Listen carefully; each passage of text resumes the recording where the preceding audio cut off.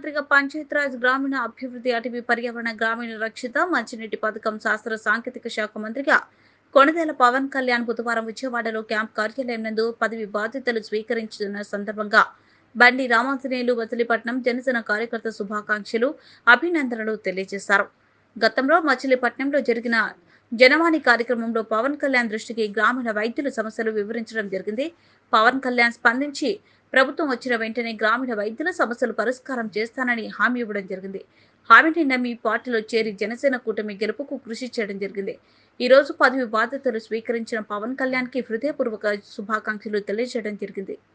ఈరోజు 19/6/2024 బుధవారం విజయవాడలో జనసేన అధ్యక్షుల వారు, జనసేన ఫౌండర్ శ్రీ కొణిదెల పవన్ కళ్యాణ్ గారు వారికి కేటాయించిన శాఖలైనటువంటి ఉప ముఖ్యమంత్రి మరియు అటవీ శాఖ, పంచాయతీరాజ్ శాఖ, మంచినీటి పథకానికి సంబంధించిన శాఖలు ఈరోజు శాస్త్రోక్తంగా జనసేన పార్టీ కార్యాలయంలో వెంకటేశ్వర స్వామి పూజా కార్యక్రమంతో ప్రారంభించి ఈరోజు ఆయనకు కేటాయించిన బాధ్యతలు స్వీకరించడమైనది.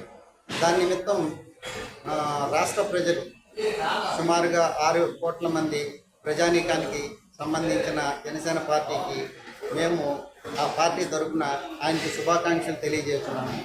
అలాగే జనసేన పార్టీకి సంబంధించిన గ్రామీణ వైద్యులు కూడా మచిలీపట్నంలో జరిగిన జనసేన జనవాణి కార్యక్రమానికి సంబంధించిన ఆ కార్యక్రమంలో పవన్ కళ్యాణ్ గారికి మేము గ్రామీణ వైద్యులకు సంబంధించిన ప్రాబ్లమ్స్ అన్నీ ఆయనకి వివరించడం జరిగింది. ఆయన తప్పకుండా పార్టీ వచ్చిన తర్వాత మాకు న్యాయం చేస్తారని చెప్పి ఉన్నారు. అందువల్ల జనసేన పార్టీ కాన్స్టిట్యుయెన్సీన 7 కాన్స్టిట్యుయెన్సీలో కూడా సెంట్రల్కి సంబంధించింది, అసెంబ్లీకి సంబంధించింది సీట్లు కూడా 100% కూడా సక్సెస్ అవ్వడం జరిగింది. దీని నిమిత్తం మేము జనసేనకి, కూటమికి మద్దతు పలికి ఆ పార్టీకి సంబంధించిన విజయాన్ని చాలా అఖండంగా ఆ రిజల్ట్స్ తీసుకురావడం జరిగింది. ఇప్పుడు పవన్ కళ్యాణ్ గారంటే ఎందుకని ఈ రోజున ఎంత అభిమానం ఉంది అని అడిగిన ప్రశ్నలకి సమాధానంగా మరి గత 15 సంవత్సరాల నుంచి కూడా జనసేన పార్టీకి సంబంధించిన ప్రాబ్లమ్స్ పవన్ కళ్యాణ్ గారు ఫేస్ చేసి ఒక నిస్వార్థమైన రాజకీయ నాయకుడు పార్టీకి కావాలనే ఉద్దేశంతో మేము ఈ 5 సంవత్సరాల నుంచి కూడా ఆంధ్ర రాష్ట్రము ఎన్ని ఇబ్బందులు ఎదుర్కొన్నదనేది పబ్లిక్గా జనం చూసాం. ఒక డెవలప్మెంట్ లేదు, ఇన్ఫ్రాస్ట్రక్చర్ లేదు, అలాగే విద్యా వైద్యానికి సంబంధించిన ఏ ఆబ్జెక్టివ్ కూడా ప్రాపర్గా లేదు. ఒక పథకాలు ఇచ్చి ఆంధ్ర రాష్ట్ర రెవెన్యూ మొత్తాన్ని కూడా అప్పుల ఊబిలోకి నెట్టేయడం వల్ల కిందటి ప్రభుత్వం చేసిన అడ్మినిస్ట్రేషన్ వల్ల ప్రజలు ఎంత ఇబ్బందులు పడ్డారు. దాని ఫలితమే ఈరోజు కూటమి అఖండ విజయం సాధించడానికి దానికి దారి తీసిందని మేము ఘంటాబద్ధంగా చెప్తున్నాము.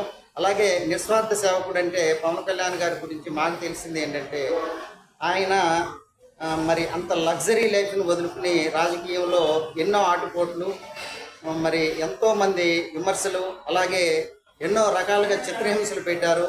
రాజకీయంగా కానీ, ఆర్థికంగా కానీ, ఫ్యామిలీ పరంగా కానీ క్యారెక్టర్ అసోసియేషన్ చేసినా సరే ఆయన ఎట్టి పరిస్థితుల్లో వంగకుండా ఆయన నమ్ముకున్న సిద్ధాంతాన్ని ఆయన ఇప్పటి వరకు కూడా గత 25 సంవత్సరాల నుంచి కూడా రాబోయే 25 నుంచి 30 సంవత్సరాల రాజకీయాన్ని నేను ఎట్టి పరిస్థితుల్లో అభివృద్ధి చేసి చూపిస్తానని చెప్పి ఆయన జనసేనని ఈ రోజున ఎంత బలంగా నిలబెట్టడం జరిగింది. అందువల్ల మేము అనుకున్నాము, ఈ రోజున ఏ రాజకీయ నాయకుడైనా సరే ఇచ్చిన ఫండ్ని రిటర్న్ అనేది 283 కోట్ల రూపాయల చెక్కులు ఫండ్ రూపాయన జనసేన పార్టీకి పంపించినప్పుడు ఆయా కాన్స్టిట్యుయెన్సీ మెంబర్స్ వాళ్ళ యాస్పిరెంట్స్ వాళ్ళ సీటు కావాలన్నప్పుడు అదే 283 కోట్ల రూపాయలు తిరిగి ఇచ్చిన ఏకైక మొట్టమొదటి రాజకీయ నాయకుడు ఎవరైనా ఉన్నారంటే అది పవన్ కళ్యాణ్ గారే. అలాగే పార్టీకి సంబంధం లేకుండా, పదవితో సంబంధం లేకుండా మరి ఆ రోజు ఉద్దానం అయితే కానివ్వండి, కౌలు రైతులకు సంబంధించిన ఆ రోజు 30 కోట్ల రూపాయలు ఒక పర్సన్కి 1,00,000 రూపాయలు ఇవ్వటం కానివ్వండి, మరి ఇంతకుముందు ఈ మన రాజ్యాంగానికి సంబంధించిన ప్రజాస్వామ్యంలో 75 సంవత్సరాల స్వతంత్ర వచ్చిన తర్వాత ఏ రాజకీయ నాయకుడు నిస్వార్థ సేవ అనేది ఇప్పటివరకు చేసిన దాఖలే లేదు. మరి అలాంటి సిచ్యువేషన్లో అలాంటి అనుభవం ఆంధ్ర రాష్ట్ర ప్రజలు పవన్ కళ్యాణ్ గారి ద్వారా చూసి పవన్ కళ్యాణ్ గారిని నమ్మి 23 సీట్లు ఇచ్చినా సరే కాదు, 21 అంటే తగ్గి 21 కూడా ఆయన అంగీకరించి 21కి 22, 21కి 21 కూడా సాధించి 100% ఓటింగ్ శాతం సాధించి కూటమికి, బీజేపీకిను, తెలుగుదేశానికి, జనసేనకి కంబైన్డ్గా ఆయన ప్రయత్నం అనేది అసామాన్యము. అది 13 జిల్లాల ప్రజలకి గుర్తించారు. అందువల్ల ఆయనకి కేటాయించిన శాఖలే కాకుండా క్యాబినెట్లో ఏ శాఖకు సంబంధించిందైనా సరే ఆయన సరిదిద్ది దాన్ని నిస్వార్థంగా అభివృద్ధి చేయగల ఒక కంటెంట్ ఉన్న రాజకీయ నాయకుడు పవన్ కళ్యాణ్ గారని మేము పూర్తిగా ప్రగాఢంగా విశ్వసిస్తూ, అట్లాగే వైద్యానికి సంబంధించిన రూరల్ రీజన్లో మేము మచిలీపట్నం జనవాణి కార్యక్రమంలో చెప్పినప్పుడు మేము ఒక 20 నిమిషాలు ఆ ప్రాబ్లమ్స్ గురించి చెప్తే ఆయన ఒక 20 నిమిషాలు రూరల్ ఏజెన్సీ ఏరియాల్లో గ్రామీణ వైద్యులు చేసే సేవలు ఆయన మాకు వివరించారు. ఎందుకంటే ఒక మెడికల్ రిలేటెడ్ పర్సన్కి మాత్రమే అలాంటి విషయాలు తెలుస్తాయి. కానీ ఆయన చెప్పిన ఆ కూలంకషమైన డిస్క్రిప్షన్ ఎలా ఉంది అంటే, రూరల్ రీజన్లో ఒక తెల్లవారుజామున ఒక పర్సన్ వచ్చి చెస్ట్ పెయిన్ అంటే ఏ ప్రాబ్లం ఇది చూసి మీరు ఫస్ట్ ఎయిడ్గా ఏమిచ్చి తర్వాత ఐరీ ఇన్స్టిట్యూట్కి పంపిస్తారనే ఒక ఎగ్జాంపుల్ ఆయన చెప్పారు. దానికి సంబంధించిన వివరణ ఆయన ఇచ్చిన విధానం ఆయనకి ప్రథమ వైద్యం మీద, ప్రథమ చికిత్స మీద రూరల్ రీజన్లో చేసే విషయం మీద ఎంత అవగాహన ఉందనేది మనకు అర్థమవుతుంది.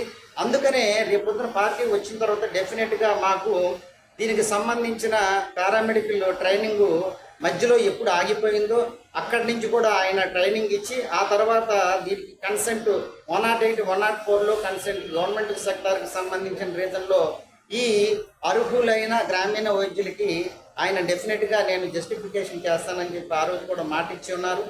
తప్పకుండా రాబోయే కాలంలో గ్రామీణ వైద్యులందరూ కూడా ఇప్పటి వరకు ఎక్స్పీరియన్స్ ఉన్న పర్సన్స్ అందరూ కూడా మీ ప్రథమ చికిత్స కంటిన్యూ చేసుకోండి. విషయం ఏదైనా వస్తే కన్సెంట్ డిఎంఎన్హెచ్ఓకి సంబంధించిన రీజన్లో ఎవరికి ఏది విషయమైనా సరే మీ యూనియన్లకు సంబంధించిన ఆ నాయకులకి మీరు తెలియపరచాలి. అట్లాగే మీ సరిహద్దుల వరకు మాత్రమే మీరు ట్రీట్మెంట్, మీ వైద్యం ప్రథమ చికిత్స చేసుకోవాలి. ప్రభుత్వానికి సంబంధించిన హామీలు అనేది డెఫినెట్గా ప్రతి ప్రభుత్వం ఇస్తుంది. కానీ మనకు సంబంధించిన సబ్జెక్ట్ మాత్రం పవన్ కళ్యాణ్ గారు మాత్రమే మాట్లాడారు. అందువల్ల మనకు ఒక ధైర్యం, భరోసా అనేది ఇచ్చారు. కాబట్టి మనము ఒక్కొక్క రీజన్లో 4-5 డాక్టర్లు, ఒక్కొక్క డాక్టరు 200 నుంచి 300 మందిని ఇన్స్పైర్ చేయగలరు, వాళ్ళని అవేర్నెస్ తేగలరు, అలాగే వాళ్ళని ఇన్ఫ్లుయెన్స్ చేయగలరు. ఆ ఫలితమే ఈ రోజున వచ్చిన ఈ కూటమికి సంబంధించిన ఈ రిజల్ట్స్ మనం దానికి సంబంధించిన నిర్ధారణ. ఎందుకంటే మీరు ఇప్పటికీ కూడా ఒకటే చెప్తున్నాను, పవన్ కళ్యాణ్ గారిని ఈ రోజున పార్టీ కేంద్ర కార్యాలయంలో ఈ రోజున ఆయన ప్రమాణ స్వీకారం అయిన తర్వాత విధులు నిర్వర్తించే కార్యక్రమంలో కలవడానికి వచ్చి మేము ఆయనకు శుభాకాంక్షలు తెలియజేయడం జరిగింది. అందు నిమిత్తం పవన్ కళ్యాణ్ గారిని కానీ కూటమిని కానీ మనం బలంగా గెలిపించటం, ఆ తర్వాత ఒక అడ్మినిస్ట్రేటర్ అయిన చంద్రబాబు నాయుడు గారు చేసిన పనులకు కానీ మనం ఇంతకుముందు చాలా దాఖలాలు ఉన్నాయి. దాని నిమిత్తం ఒక అడ్మినిస్ట్రేటరు, ఒక పెర్ఫార్మర్ ఇద్దరు కలిస్తే 13 జిల్లాలు అనేది ఎంతవరకు అభివృద్ధి అనేది మనం ఊహించుకోవచ్చు. దాని నిమిత్తం ఆ రిజల్ట్స్ ఉండాలని చెప్పి మనం జనసేనకి మద్దతు ఇవ్వడం జరిగింది. అదే రోజు ఆయన చెప్పారు, జనవాణి కార్యక్రమంలో చెప్పారు, మీరు సెంట్రల్ ఆఫీస్కి వెళ్ళి రిజిస్టర్ అవ్వండి అని చెప్పారు. అదే రోజు 30 మందిని తీసుకెళ్ళి మంగళగిరి జనసేన సెంట్రల్ ఆఫీసులో రిజిస్టర్ అవ్వడం జరిగింది. అది కూడా రిటైర్డ్ ఐఏఎస్ అయినటువంటి శివశంకర్ గారి ఆధ్వర్యంలో జనసేన సభ్యత్వం తీసుకోవడం జరిగింది. అందువల్ల మేము గ్రామీణ వైద్యులు కావచ్చు, మన ఏరియా సభ్యులు కావచ్చు, జనసేన మద్దతుదారులు కావచ్చు, కూటమి అభిమానులు కావచ్చు, ఎవరైనా సరే మన పార్టీకి కష్టపడి పనిచేసిన వాళ్ళందరికీ కూడా నేను మచిలీపట్నం రీజన్ తరపునే కాకుండా జిల్లా రాష్ట్ర తరపున కూడా